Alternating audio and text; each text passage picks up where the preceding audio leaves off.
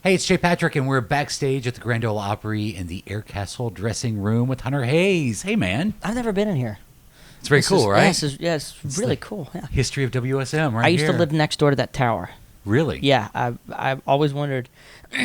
Well, I'm not going to mention what I wondered because I was paranoid every time we had a thunderstorm. But I used to live literally across the street from the tower. Yeah, right there on Concord Road in Brentwood. That was my first rent house when I moved to I Nashville. live in Spring Hill, so I drive by every day. Oh, nice. Yeah. Love that. So you're here at the Opry, back at the Opry. What is the Opry experience like for you? I mean, it's a total break from the norm because it's just, it's such a... because there's so much to mention. There's obviously there's a ton of history. But the history isn't just it's not like any other history. As an artist, I feel like it's that hollowed ground thing that everybody talks about. It's that really special place. You kind of not earn the right, but the invitation is an honor every time. It's not really anything you expect to always come back to the Opry. You hope for the phone call. You hope to get to come back. And it's just, there's so much. There's so much to say that I don't. I think it's just because there's so many people that I've looked up to. This was the place where they got to showcase their music for the first time.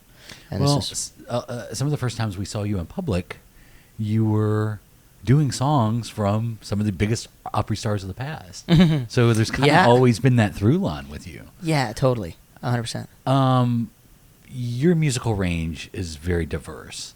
So I've kind of wondered, what was playing in your house when you were growing up? What did the family listen to? Everything, yeah. Which is such an annoying answer. No, I mean, what it was do you the same to? for us. Yeah. Yeah. It was everything from Garth Brooks to my dad was a big James Brown fan. He went through stages though, so it was James Brown, Percy Sledge. Then we switched over to Fleetwood Mac. Then it was Journey. Mm-hmm. It was it was a little bit of everything, and obviously listened to a lot of Cajun music growing up too. So there's that kind of folk type influence on what I do. So it was a little bit of it was kind of all across the board. A lot of guitar players, a lot of kind of accidentally because he doesn't play guitar. I don't think he realizes how much he loves guitar players. And then it was once I got into my middle school years, it was a lot of Keith, a lot of Brad and Flats, and we just both were a huge Dan Huff fan. So anything Dan Huff touched, we bought and listened to over and over and over. So he studied music. Looking back, sorry, I didn't mean to interrupt you. No, you're I just good. thought of this. It's funny. My dad studied music like I do, and I got that from him. He'll get obsessed with a record for a month and a half, and then he's just on to the next thing. But he'll study that record and just listen to it and obsess over it and know everything about it, which I think I definitely got from him. So do you have a favorite guitar riff that you like to noodle around with? Man, it depends. It depends on what I'm playing on. What guitar I'm playing. If it's a super clean right now, if it's a super clean Strat, I'm probably gonna play "Love Me" from 1975. It's kind of an overdriven thing. Actually, every time I'm at Carter Music, which is my favorite guitar shop in Nashville, right? I end up grabbing a guitar and I end up playing Charlie Warsham's riff from "Love Me Too." Oh, that's great! It's such an iconic riff. In fact, I've heard it in Carter many times by other players, and I'm like, yeah, you get it, you get it. You can probably see Charlie around here every now and then. Quite a bit actually. He's such a well-kept secret of just enormous talent. Mm-hmm. So I'm excited for more of the world to hear his music. And he's in studio with us a lot. And it's always fun when he comes by. Yeah, he's such a sweetheart too. So what are you listening to these days? A lot of 1975. I just got introduced to this group because for me, when I get obsessed with something, I have to see them live, right? So I watched this live taping of this incredible, band that's super sonically kind of all over the map in a good way.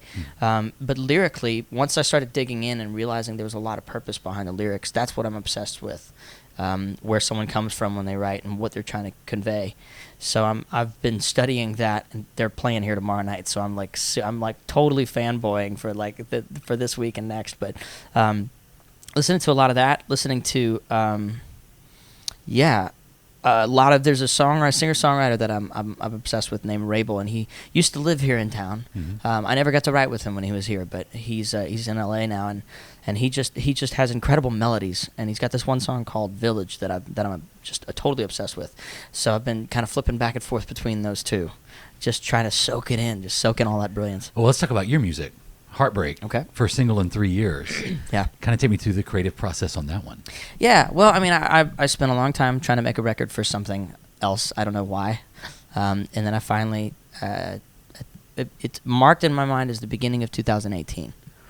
I just kind of mentally shut off all the things that were going on for me and all the like expectations that I had for myself that I thought I had around me, and just started writing things that really meant something to me that I needed to write, ignoring the fact that the world would ever hear it if they heard it, and that it turned out to be my favorite work that I've, only because there was no no filters, and it's very honest. I mean, to say the least. I mean, it's very vulnerable, and for me personally, and Heartbreak was just this sort of like, it's like this poster child of everything that I'd gone through, the reason why I felt like I'd gone through it, and it just celebrated all of it. Because this album is very much about like self-discovery and moving on and growing up, honestly. Mm-hmm. And that song just so perfectly encapsulated everything that I felt like the record that I was trying to say on this album, and so we ended up putting it out as the first official single from the project.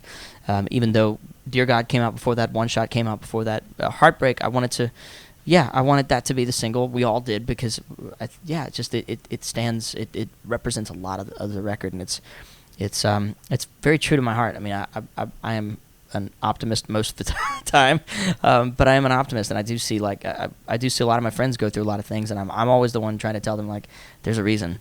I mean, especially if it's that hard. Like if you go through something crazy, there's got to be a really good reason for that. That doesn't happen for nothing. And especially when it comes to shaping yourself for your future better half, for me that was something that I looked forward to, and I had to write to that stranger and just say, I don't know who you are, but I'm glad that I'm going through everything that I am, because I know that it gets me closer to you. And you can sense a little bit of that in the video as well. Though the video is really fun. Like your character is kind of caught in this sort of time loop and has to figure out the right things to do. But that's a really fun video. And I'm just curious, when you were shooting that, because it is the same scenes over and over again, like what, half a dozen takes at for each least one? Yeah. I mean, I was like, I love Colin, the director. He's one of my favorite people in the world. We speak the same language. We work a lot alike. As far the spirit was awesome to get to work with him. But I did hate him at the end of the second day, because I was like, you make me run one more time. But it was all for the sake of the video. I'm convinced I ran a marathon, sprinted a marathon within 48 hours. I don't think I did, actually, but I'm convinced I did. 4 different versions of it in the video. So if you're doing 3-4 takes for each one of those, 12 or 16 takes for each one of them to get it right. But yeah, he did a great job. Closer to You tour this summer. You've got a packed summer. This looks like a lot of fun too. Levi's going to be out there. Tika Marie's going to be out there. Yeah. You've got to be looking forward to that. This is the most fun I've ever had on the road. We're a little shy maybe of halfway through. Yeah. Which is like, I don't even want to think about that, because I just want this to go on forever. Of course, there's more dates through the year. There's not just the Closer to You tour, but this has been so much fun, and I needed this. I mean, this is like, beginning to, because we've played shows over the last couple of years. Like we've toured, we've stayed on the road. I have to stay on the road. It drives me nuts if I'm not. But we haven't been able to build a show off of new music, and that's such a big deal for me, because no one knew where I was. We'd slide new songs in here and there, but no one really knew, anything about what was going on until now. And this new music really, because it's so vulnerable, because it's so personal, it's kind of like a reintroduction in a lot of ways, and I'm getting to actually introduce myself as I am to a lot of people for the first time, and it's just been so uplifting.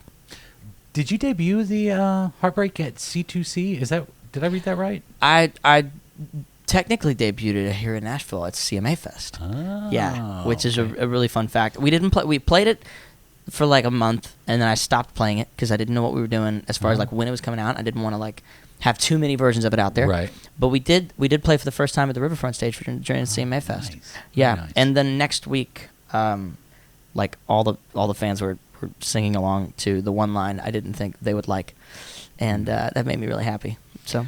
Well, you've always been a fan of WSM. We love having you on and coming by. And thanks for stopping by with us tonight. Thanks for having me. I really appreciate it.